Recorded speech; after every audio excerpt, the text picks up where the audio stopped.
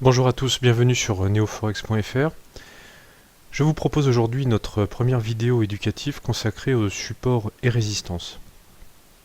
Alors je vous rappelle qu'un trader, avant de rentrer en position, que ce soit à la vente ou à l'achat, que ce soit sur des paires de devises, des contrats futurs, sur indices ou sur matières premières, se doit d'avoir une compréhension la plus objective possible de l'actif qu'il va trader. Et pour cela, l'analyse technique constitue sans doute le meilleur outil pour pouvoir déterminer d'abord son entrée en position.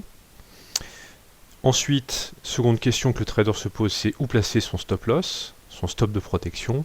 Et enfin, troisième question qu'il doit résoudre, où placer son take profit, comme on le dit en anglais, c'est-à-dire son objectif de sortie.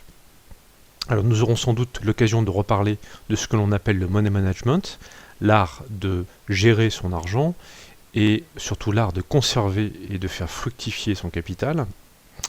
Aujourd'hui, nous allons donc nous intéresser vraiment, je pense, à l'outil de base de l'analyse technique qui concerne donc les supports et les résistances.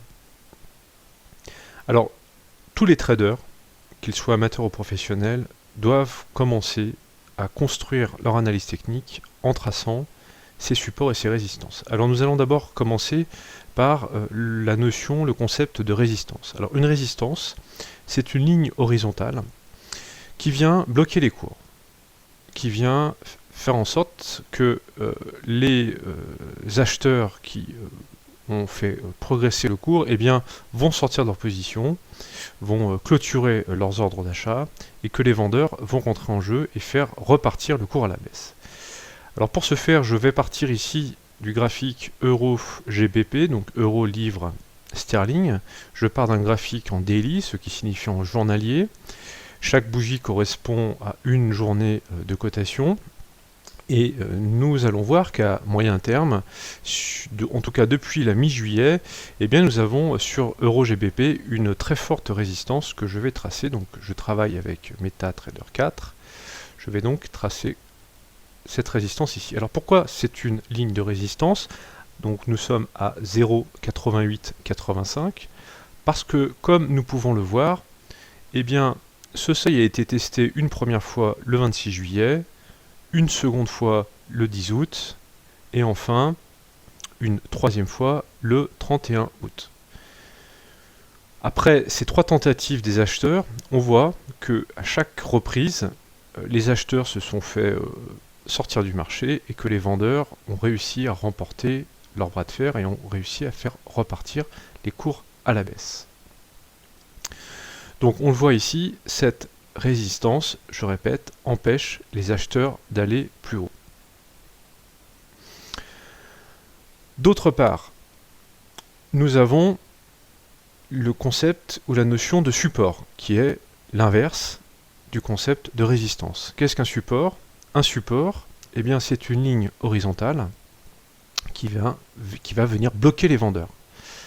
Alors, et qui va faire en sorte que les acheteurs vont re-rentrer généralement sur ce niveau de prix. On va donc tracer toujours sur EuroGPB en daily, en journalier, un support ici. Alors, on voit très bien sur ce support à moyen terme, puisque là on est sur de septembre à, donc on est sur à peu près un mois de cotation, que ce support ici à 0,8530 environ a été travaillé à trois reprises lui aussi.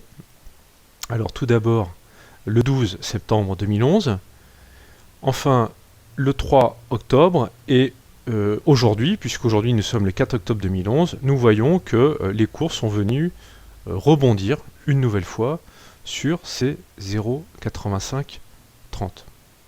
Voilà. Alors, ce qui est intéressant, c'est qu'on va pouvoir également tracer sur cette paire un support intermédiaire.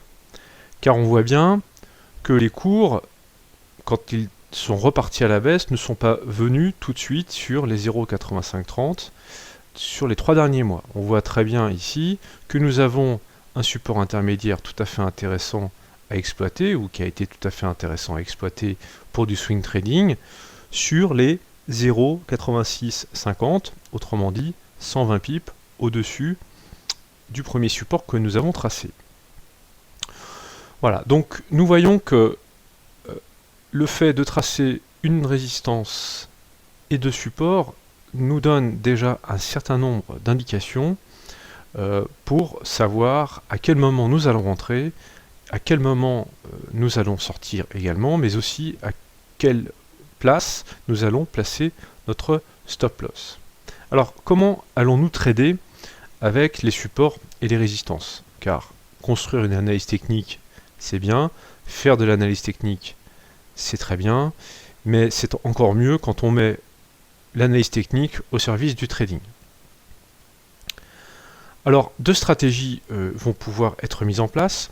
Première stratégie, c'est ce que l'on va appeler la vente sur, par exemple, on va partir, excusez-moi, de la résistance, on va faire ce que l'on appelle, on va vendre la résistance. On voit très bien ici que le 26 juillet, alors que notre cours va tester les 0,8880, eh bien, les vendeurs sont re-rentrés très violemment sur le marché. On voit d'ailleurs la mèche tout à fait importante sur cette paire pourtant peu volatile. On voit que nous avons une mèche d'environ 50 pips. On voit bien que le bras de fer a tourné en faveur des vendeurs sur ce seuil. Donc, on attend une deuxième occasion. Donc, imaginons que nous soyons devant notre écran le 10 août 2011. Eh bien, nous savons que ce seuil, donc de 0,8880, a été un sérieux bras de fer entre les acheteurs et les vendeurs, et que ce sont les vendeurs qui ont remporté la manche. On va donc viser une vente, on va éventuellement placer un ordre conditionnel à 0,88, toujours placé légèrement en dessous, 5 pips par exemple, 0,8875 par exemple. Ça c'est notre objectif, c'est notre entrée. On va placer un stop loss légèrement au-dessus, par exemple 15 ou 20 pips. N'oubliez pas d'intégrer le spread qui peut varier sur cette paire entre 2 et 3 pips. Donc on met 15-20 pips plus le spread, et ensuite eh bien, on va attendre que la paire reparte dans le bon sens, et on voit que si nous étions rentrés sur ce seuil des 0,8875, nous aurions déjà effectué une plus-value la première journée d'environ 115 pips, puisque le cours est descendu à son plus bas de la journée à 0,8760. Alors, on peut soit sortir bien sûr dans la journée, soit attendre que le cours continue de baisser si on a des indices qui nous font penser que le cours va baisser. On fait la même chose le 31 août, on voit que le scénario est exactement le même. À chaque fois, sur ces 0,8885, eh bien, les vendeurs ont remporté le bras de fer de manière toujours assez décisive. Alors, qu'est-ce qu'on va faire maintenant avec le support? Première stratégie, eh bien, on va faire exactement la même chose en sens inverse, c'est-à-dire qu'on va non pas vendre le support, mais on va bien sûr acheter le support. Alors ici, je pourrais par exemple partir de ce support intermédiaire que nous avons déterminé sur la paire Euro-GPB à 0,8655, 0,8650. On voit que ce seuil a été travaillé le 4 août 2011. Il a été travaillé le lendemain, le 5, et là nous avions peut-être l'opportunité de rentrer à l'achat. On voit d'ailleurs que là les acheteurs sont re-rentrés massivement sur le marché et ont fait repartir le cours à la hausse. Alors là c'est la même chose, soit on place un ordre qu'on appelle conditionnel, un ordre d'achat, on place un stop qui lui aussi va être à 15-20 pips plus le spread. Là en l'occurrence notre stop aurait tenu malgré cette mèche. Alors on verra que souvent les mèches peuvent nous stopper, mais en tout cas on aurait visé donc une remontée des cours, et là on aurait pu se donner comme take profit, comme objectif de cours, un retour sur les 0,8880. Alors on va forcément se donner un objectif un peu moins ambitieux, soit la moitié, soit quelques dizaines de pips au-dessous, pardon, mais en tout cas, on aurait eu sur ce trade, alors bien sûr on parle a posteriori, ça paraît toujours facile comme ça, mais en tout cas, on pouvait, en termes d'analyse technique, rentrer donc à 0,8660 et sortir à 0,8860, autrement dit 200 pips de gain, et là, effectivement, nous serions re-rentrés dans l'autre sens. Alors, j'aurai l'occasion d'ailleurs de revenir sur cette stratégie qui est ce qu'on appelle une stratégie de trading range, c'est-à-dire que lorsque nous verrons le cours évolue en consolidation à plat, évolue sans tendance comme on peut le voir actuellement sur l'euro GPB, eh bien c'est intéressant donc de vendre la résistance et d'acheter le support. Voilà, acheter le support, on aurait fait exactement la même chose le 19. Voilà, on serait re-rentré à la vente. Et puis, alors on aurait peut-être fait la même chose ici, c'est-à-dire que là on aurait acheté le support, nous aurions été stoppés, parce qu'on voit bien sur cette très grosse accélération baissière que ce sont les vendeurs qui en cassant le support ont repris la main sur les acheteurs après 2 défaites, mais c'est pas très grave parce que nous avons un stop relativement serré, et puis nous serions alors passés à l'achat. Voilà. Alors je termine toujours sur les supports. On voit ici qu'on aurait fait la même chose. Nous aurions acheté le support. Alors on le voit, on aurait pu ce matin, très très proprement, rentrer sur les 0,85 30, 35. Je répète, toujours à laisser une petite marge de 5 à 10 pips, notamment si vous êtes sur du swing trading, au-dessus donc du support. Et puis, écoutez, nous allons voir ce qui va se passer dans les jours. Est-ce que les jours qui viennent, est-ce que les cours vont revenir sur les 0,8650 ou est-ce qu'au contraire, les vendeurs vont continuer à faire baisser l'euro face à la livre sterling? En tout cas, soit on continue d'acheter, soit au contraire on va jouer la seconde stratégie que je vais tout de suite aborder avec vous, qui est une stratégie de trading, la stratégie de breakout. Alors en effet, à chaque fois ici, nous avons, je le répète, vendu la résistance ou acheté le support. Mais on le voit par exemple sur cette journée ou sur cette journée-là, donc celle du 9 septembre et celle du 30 septembre, eh bien les cours ont été par exemple cassés à la baisse. Là, le support que nous avions l'habitude d'acheter, eh bien, ne contient plus les velléités, l'ardeur des vendeurs. Et alors, nous allons adopter cette stratégie de breakout qui va consister à accompagner cette tendance, donc à placer un ordre de vente lorsque nous avons la certitude, et ça par contre c'est souvent difficile de le déterminer, que les vendeurs vont bien continuer leur travail et vont faire baisser le cours de manière significative. Alors c'est toujours un tout petit peu plus difficile à mon avis de trader le breakout que d'acheter un support ou de vendre une résistance. Parce que souvent on a beaucoup de volatilité, souvent on a des faux signaux, ça donne ce type de mèche avant que les cours ne repartent dans le sens inverse. Donc là je vous invite à être un tout petit peu plus prudent, mais en revanche cette stratégie de breakout peut s'avérer extrêmement fructueuse. Alors pour ce faire, je vais évoquer un breakout de résistance sur une autre paire, qui est la paire, donc on va quitter Euro GPB, on va prendre la paire Euro-Yen, qui est une paire alors très très volatile, mais aussi très intéressante à étudier. J'ai tracé sur cette paire déjà une résistance, vous pouvez le voir, à 115,60. J'ai tracé également un premier support à 107. Alors effectivement les supports ou les résistances tombent souvent sur des chiffres ronds. Alors si je reviens un tout petit peu en arrière, on peut voir que la paire a évolué depuis 2010, avril 2010, pendant à peu près un an, dans un range compris entre 107 et 115,60.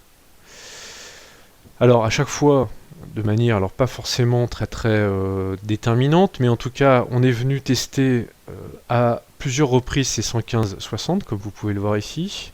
On avait testé ici donc le mois d'octobre 2010. On avait presque testé aussi ce seuil technique, cette résistance au mois de novembre. Et puis là on voit cette mèche un petit peu hein, qui est venu perforer la résistance, mais donc les vendeurs ont repris le marché en main. Voilà, donc ça, on était au mois de mars. Alors, fameux mois de mars 2011, vous vous en souvenez, là, c'est la catastrophe de Fukushima qui avait, de manière un petit peu paradoxale, fait grimper le yen face à l'euro. Ça aurait peut-être dû être l'inverse. Mais le yen joue le rôle de monnaie refuge. Donc on était venu même casser ces 107 pour descendre un tout petit peu plus bas sur un autre support à 106. 106,20 plus précisément, avant que le vendredi 17, dans la nuit de jeudi à vendredi, eh bien, à l'initiative de Christine Lagarde, les banques centrales ne rachètent massivement, en tout cas, interviennent sur le marché des devises pour faire se déprécier le yen. Donc on était revenu très très rapidement sur les 115,60, et puis, début avril, ou plus précisément, pardon, le fin mars, excusez-moi, le 29 mars, eh bien, nous avons eu un magnifique breakout de cette résistance. Alors, je grossis un petit peu pour qu'on voit bien. Hein, le 29 mars, on voit cette belle bougie en daily, en journalier, venir donc casser. Et là, on voit que pendant des mois, ces 115,60, cette résistance a comprimé les cours, et que l'accélération haussière a été extrêmement importante, puisque on est venu quasiment à 123,30, autrement dit pratiquement 800 pips en ligne droite. Voilà. Donc on voit ici que la stratégie de breakout de la résistance a été extrêmement intéressante à exploiter pour ceux bien sûr qui ont pu exploiter. Pendant que je suis sur cette paire, on voit que il s'est passé un peu la même chose ces dernières semaines. Donc là, nous étions donc le 9 septembre. Nous avons eu un magnifique breakout du support évoqué tout à l'heure, des 107. Nous avons eu ensuite ce qui se passe assez souvent d'ailleurs quand on a un breakout, ce qu'on appelle un pullback, c'est-à-dire que les cours reviennent tester non plus le support, mais le support devenu résistance avant de repartir très franchement à la baisse, puisque actuellement nous sommes sur les 101, autrement dit une chute de près de 600 pips de l'euro face au yen. Alors j'en profite pour placer ce nouveau support là sur ces 100,75, 101. Alors nous allons voir ce qui va se passer, si les cours vont continuer à baisser ou si au contraire les cours vont continuer à chuter. Voilà. Je voulais aborder une dernière chose avec vous. On a, comme on peut le voir, des supports qui deviennent des résistances et des résistances qui deviennent des supports. Là, on voit bien ici ce support qui est devenu ensuite une résistance. Alors on appelle ça en analyse technique un overlap en anglais, et en français on appelle ça une ligne de polarité. Alors je vais prendre une autre paire qui est le dollar australien face au dollar américain dans un graphique hebdomadaire qui va nous permettre vraiment de remonter à long terme sur cette paire. Alors, comme j'ai déjà eu l'occasion de le présenter en analyse, et comme j'aurai l'occasion de le présenter dans d'autres vidéos éducatives, on voit que cette paire a évolué dans une tendance haussière depuis 3 ans, que je matérialise par ce support oblique. Je reviendrai là-dessus dans une prochaine vidéo. Alors, ici, ce qui est intéressant, c'est qu'aujourd'hui même, eh bien, après une très forte cassure, un très gros breakout, il y a 3 semaines de ce support oblique, eh bien, le dollar australien est en train de s'effondrer face au dollar américain, et actuellement il est arrivé sur un take profit que nous nous étions fixé au terme de notre analyse vidéo sur les 0,94. Alors pourquoi ce seuil est absolument déterminant, et pourquoi est-ce que nous avons fait ici un overlap? Eh bien, comme vous pouvez le voir, je vais tracer une ligne horizontale. Ce seuil sert actuellement de support. On le voit, le cours vient s'arrêter sur ces 0,94. Alors, on va voir s'ils vont les franchir ou s'ils vont rebondir. Mais ce support, dans le passé de la paire, a servi aussi à plusieurs reprises de résistance. Alors, on le voit ici très nettement, c'était au mois de novembre 2009, et également au mois d'avril 2010. À chaque fois, les les vendeurs sont re-rentrés sur le marché, on fait repartir la paire à la baisse, avant que ce seuil donc des 0,94 ne soit franchi avec beaucoup de vigueur au mois de septembre 2010 et que les cours donc ne repartent franchement à la hausse. Alors aujourd'hui, eh bien nous voilà revenus sur ces 0,94. Alors là, deux scénarios vont avoir lieu si vous tradez la paire dollar australien, dollar américain. Soit les cours vont repartir momentanément ou à plus long terme à la hausse, soit, et à mon avis c'est peut-être ce qui va se passer, soit au contraire, nous allons avoir une cassure, un breakout de ce support qui va nécessairement produire une accélération à la baisse tout à fait déterminante. Voilà pour la ligne de polarité, je répète, une ligne qui sert à la fois ici de résistance et maintenant de support.